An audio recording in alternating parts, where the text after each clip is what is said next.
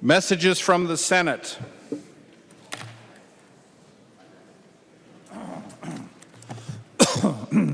Message from the Senate, and this is the Nornes motion. Mr. Speaker, I hereby announce that the Senate has concurred in and adopted the report of the Conference Committee on Senate File Number 2214. The message is signed Cal R. Ludeman, Secretary of the Senate. The Conference Committee report is addressed to the Honorable Michelle L. Fischbach, President of the Senate, the Honorable Kurt L. Doudt, Speaker of the House. We, the undersigned conferees for Senate File Number 2214, report that we've agreed upon the items in dispute and recommend as follows. The report is signed by 4 of the 5 conferees on the part of the Senate and 4 of the 5 conferees on the part of the House. Nornes moves that the report of the Conference Committee on Senate File Number 2214 be adopted and that the bill be repassed as amended by the Conference Committee. I recognize the author, Chairman Nornes, the gentleman from Otter Tail. Members, getting a little loud here. Mr. Speaker, Chairman. That is my motion. I'd like to request a roll call. Roll call, having been requested, are there 15 hands, seeing 15 hands. There will be a roll call. The gentleman from Otter Tail, Chairman Nornes. Thank you, Mr. Speaker. The Higher Education Conference report changed very little from the time it left here on the floor of the House. The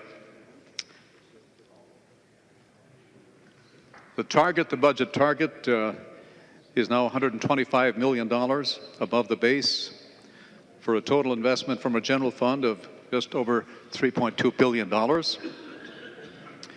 There was a provision in the original bill. It had to do with automatic admittance to a college if you were in the top 10 of your class. That was removed during the conference committee.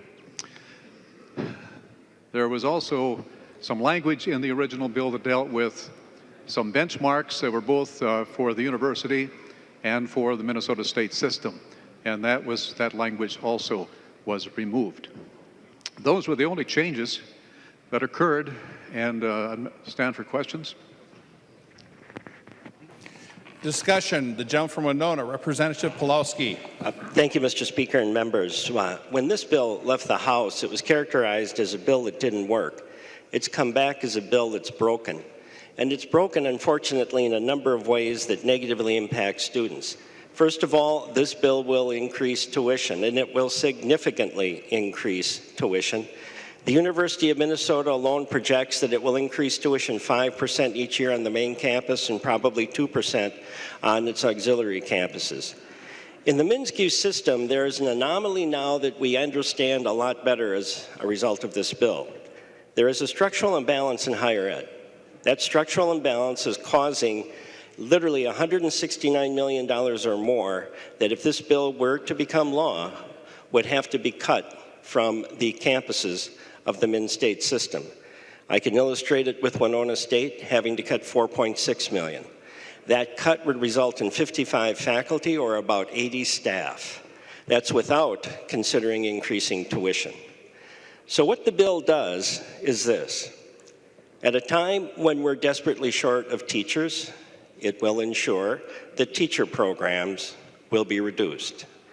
At a time when we are desperately in need of healthcare professionals, it will ensure that nursing programs will have to be cut.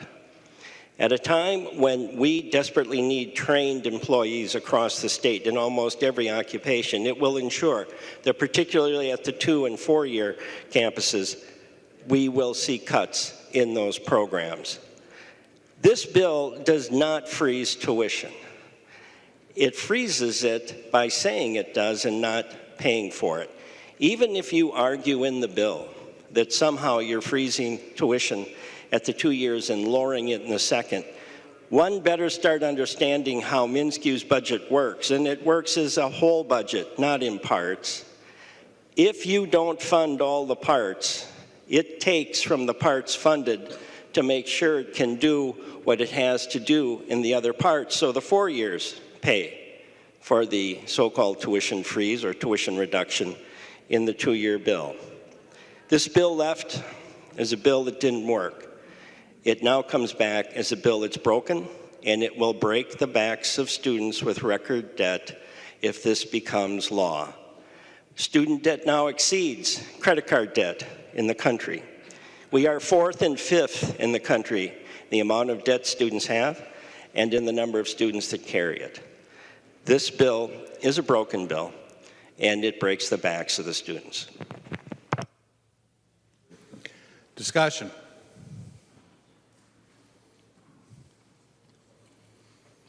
The clerk will take the roll on the adoption.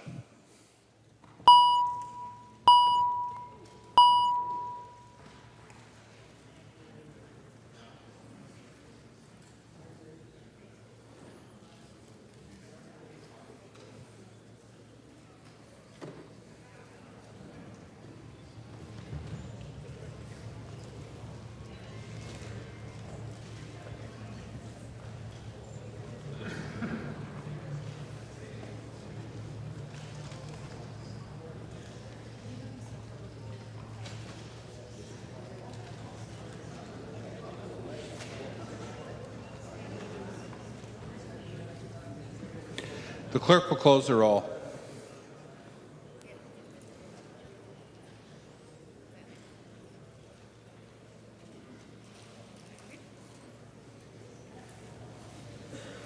There being 75 ayes and 54 nays, the committee report is adopted. The clerk will give the bill its third reading. Third reading, Senate File Number 2214, as amended by conference.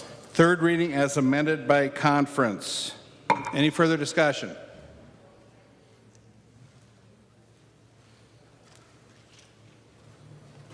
The clerk will take the roll.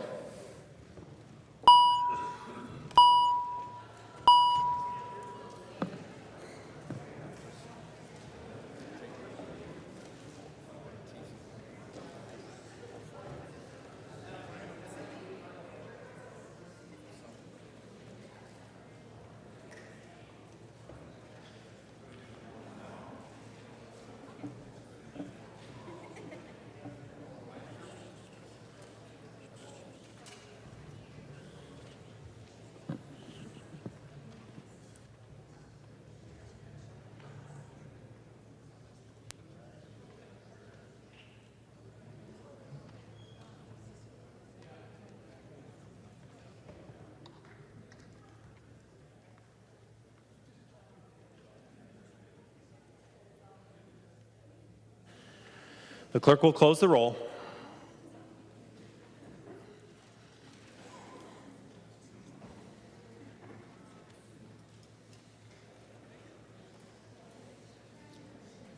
There being 75 ayes and 54 nays, the bill is repassed as amended by conference and its title agreed to.